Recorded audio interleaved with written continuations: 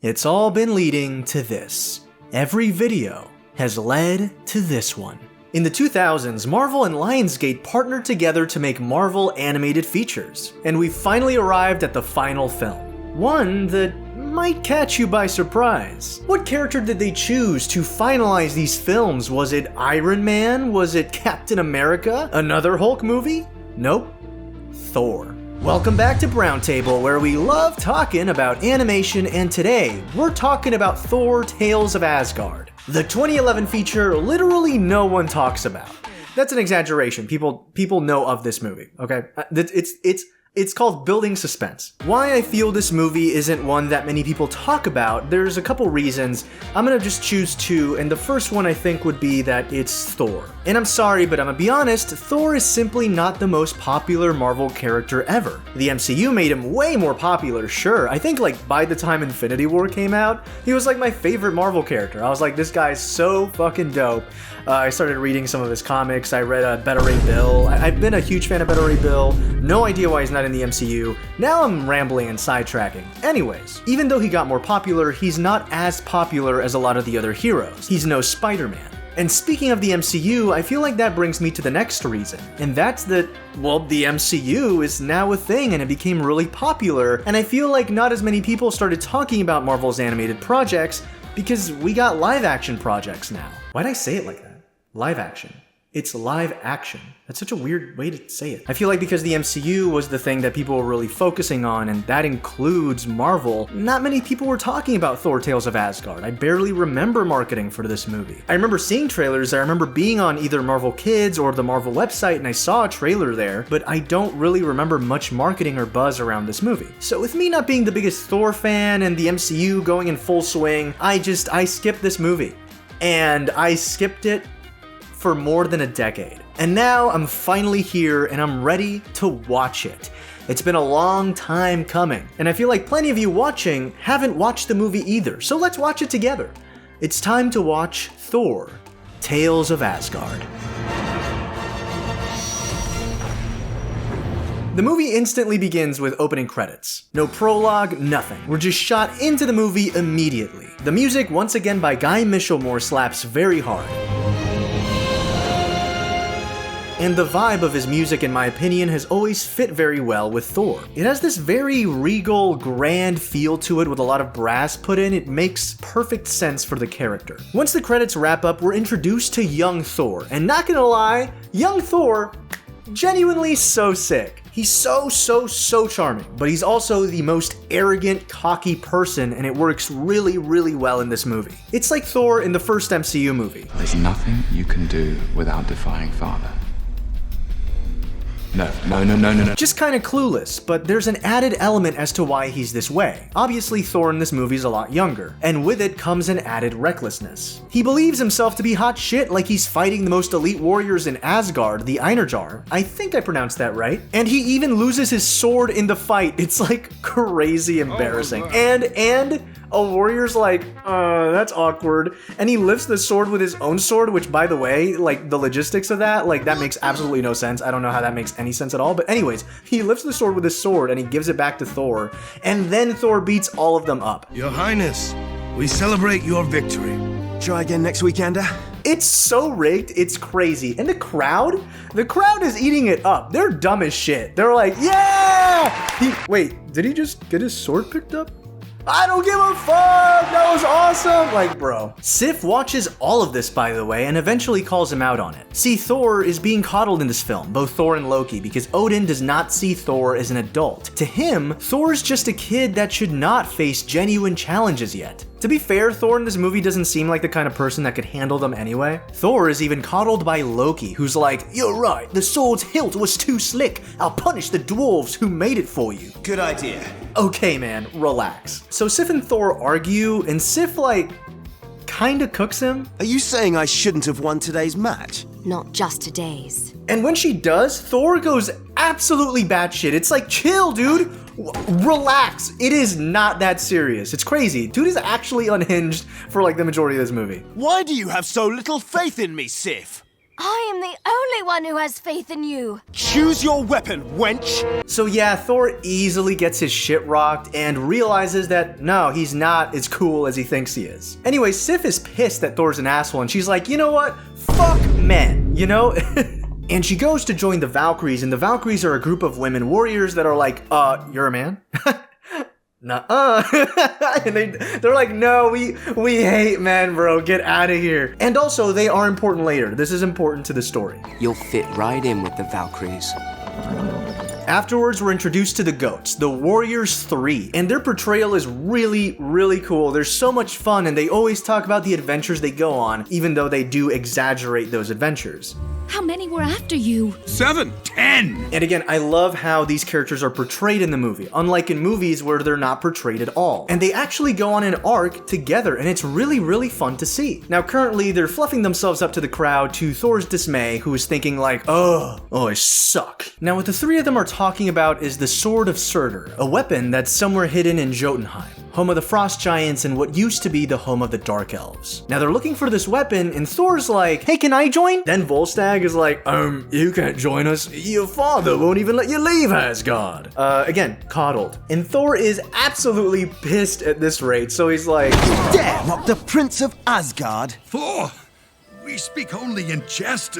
We're friends, remember? Choose your weapon, wench! this Thor has no chill. This Thor has absolutely no chill, but it's great because you can understand why. He's got this desire to prove himself, you know, and that fuels his eventual choice a bit later. Currently, though, he confronts his father, essentially whining about how he's treated. Odin, in return, is like, dude, you're just a kid, and you've turned training into a whole show. This kingdom cannot afford to see its prince defeated week after week. The lesson Thor has to learn is that being king isn't waging and winning wars, it's avoiding them entirely. Hiding from conflict sounds more like Loki. Perhaps he should inherit your throne. Perhaps he will. Odin makes it clear that Thor can't leave Asgard. And Thor whines about this to Algrim, Odin's dark elf advisor, and tells him that, yeah, I'm gonna look for the Sword of Surtur to prove myself. Cover for me, lil bro. And Algrim deadass is like, bro, I got you. And they're homies, and it's really cool. I will remain silent for as long as possible.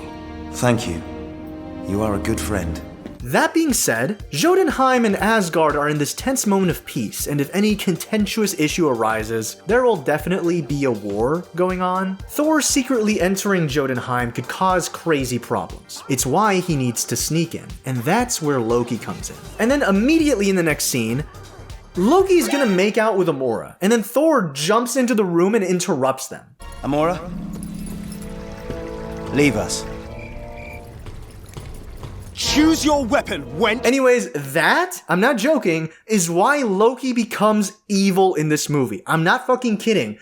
I am. That's a joke. No, he's like a huge Thor fan in this movie, Loki. The entire movie. It's crazy. But you bought it though, didn't you? Because you haven't seen this movie, unless you have. Which, if you did, I hope you enjoyed it, because I did. Anyways, so now Thor, in this quest to prove himself, sneaks aboard the Warriors 3's ship, the Thunder Runner, and they eventually set sail. Now, the movie just started, and not gonna lie, it has me hooked already. Every scene is so much fun, I'm enjoying it, the conflict, the quest idea, the characters are all really fun. And it's really cool to see a Loki that cares about his brother, and so they eventually reach Jotunheim. Actually though, it's not Jotunheim. Is it Jotunheim or Jotunheim? I'm gonna say Jotunheim from here on out, but if it's Jotunheim, my bad. Here's where some genuinely awesome characterization happens. The Warriors 3 are actually just warrior dudes who don't really go on crazy adventures. They just go into this space pub and listen to other warrior stories and claim those stories as their own. Spending a half fortnight in this rotting armpit merely to steal stories has lost its charm.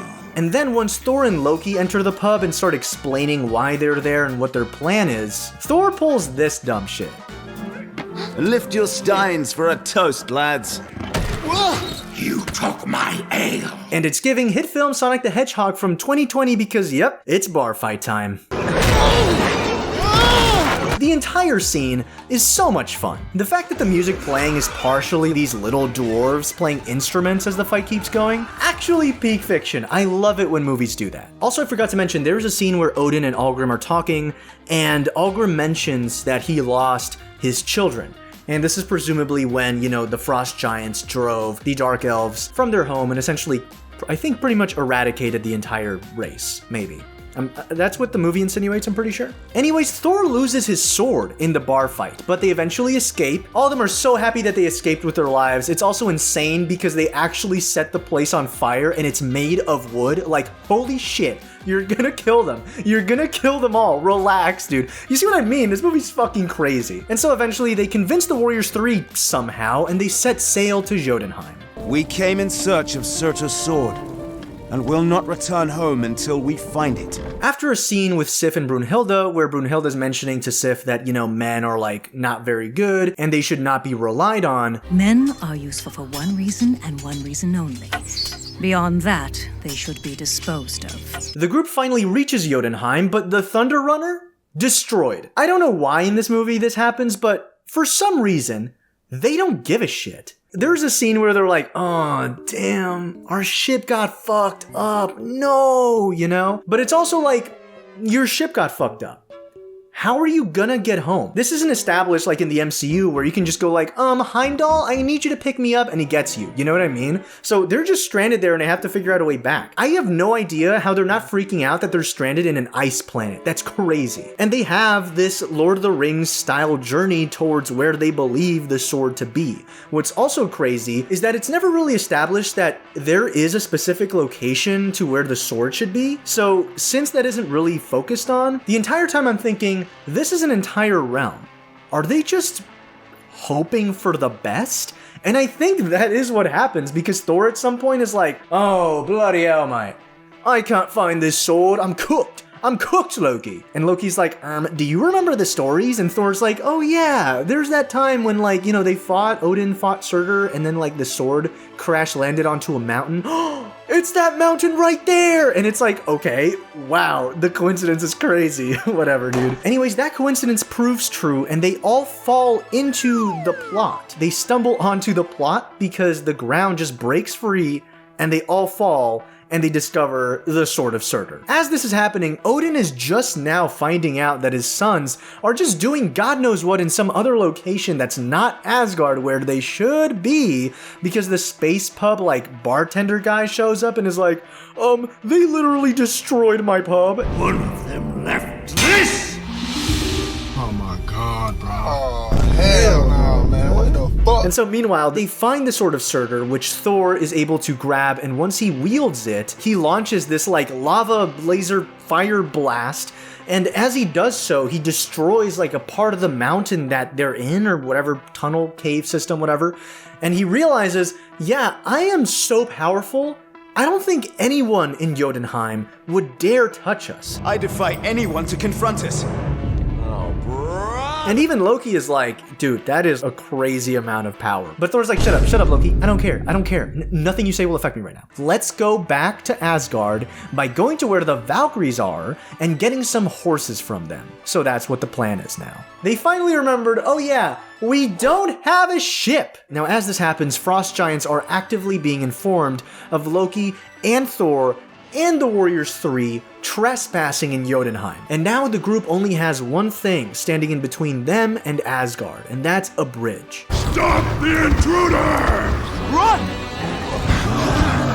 So everyone is freaking out, shit is hitting the fan, and Thor is like, you know what? Like I said, no one would dare cross us with the Sword of Surtur. So he takes out the sword, and in doing so, he accidentally kills 2 frost giants. Choose your weapon, wench!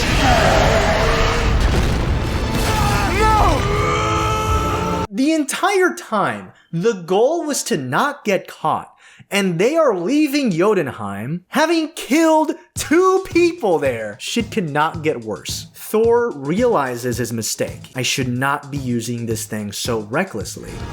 I did not mean for that to happen. And you genuinely see the remorse, and that's where this switch happens for Thor. 2 frost giants have died by my hand.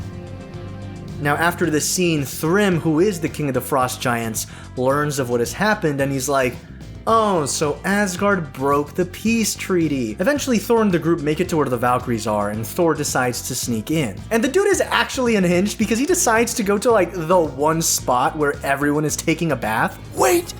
What madness brings you here? Thor is like, no, like, listen, I trust you. I need your help. I need some horses. Terrible things have happened.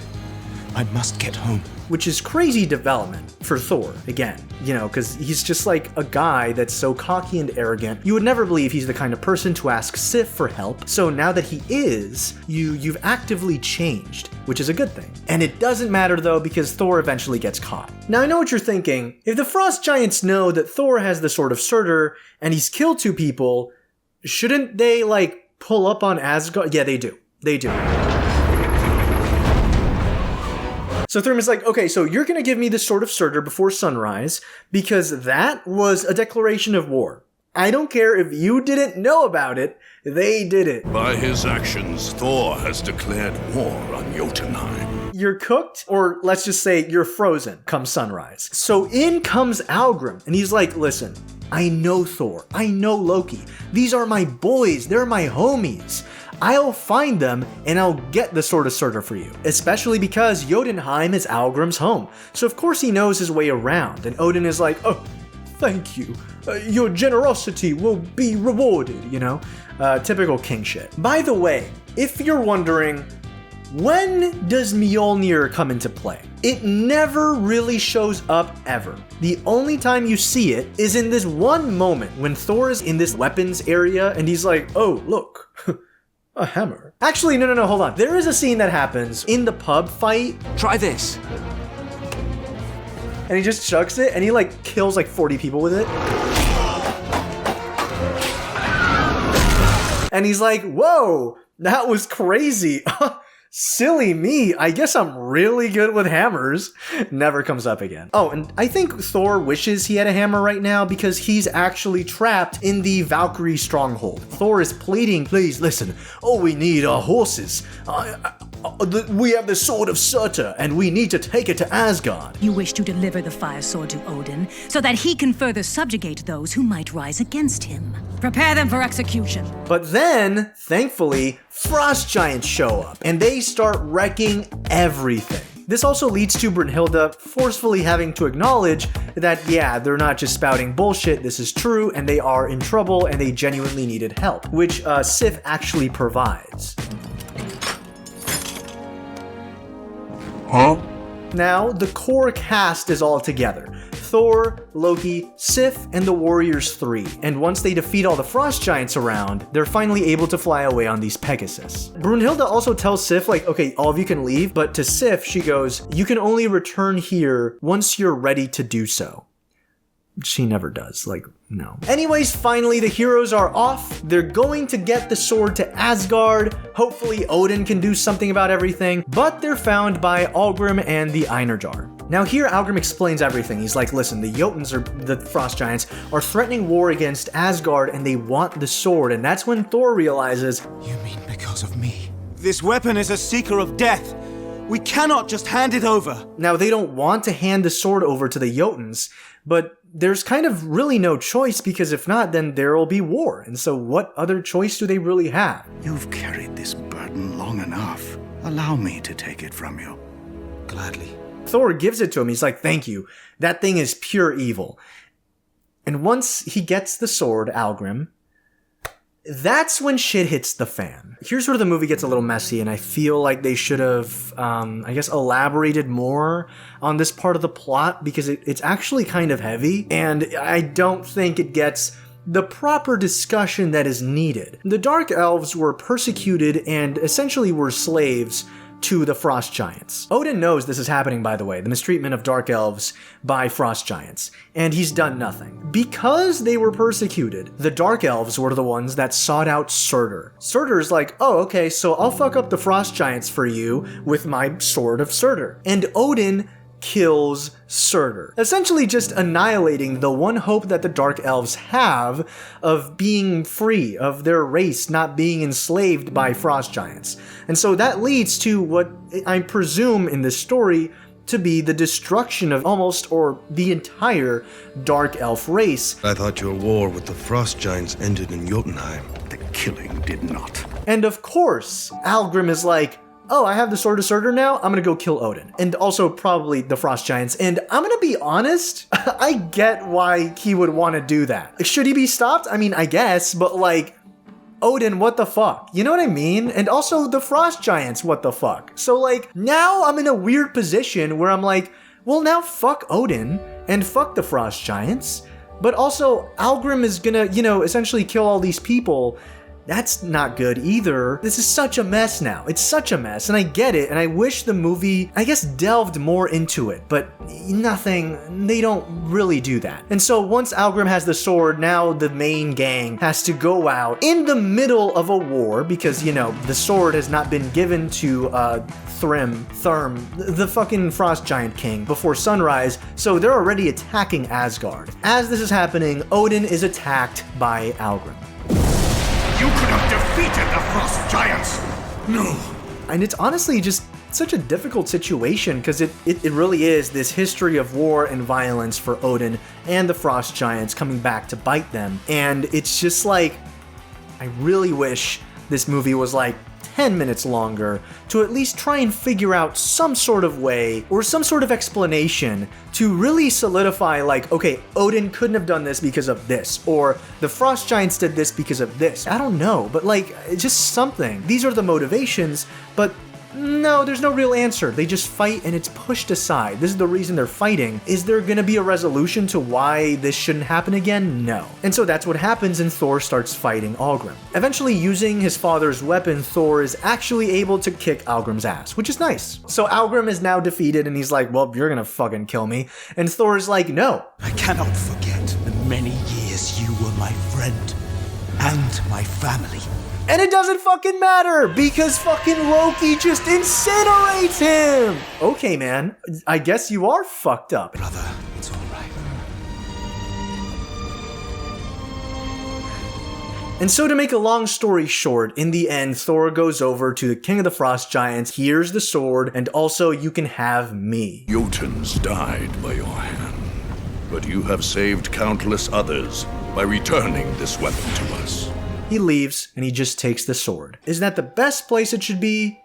I don't know. But again, I don't even know if it's good in Asgard's hands anymore, so like, what do I know? At this point now, Loki is just straight up giving evil vibes, and now he's fucking around with a water snake. Odin also thankfully apologizes for his mistakes and appreciates that Thor was able to end an entire war. Crazy feat for a young guy. That's nuts. You also saw the value of peace, even when its cost can be so very great. And here's one of my favorite parts. Now the Warriors 3 are recounting a story that actually happened. Yes, that is the arc. They start with essentially taking other people's stories and exaggerating it. Now they're telling their own story and mildly exaggerating it. How many were after you? 7, 10, 34.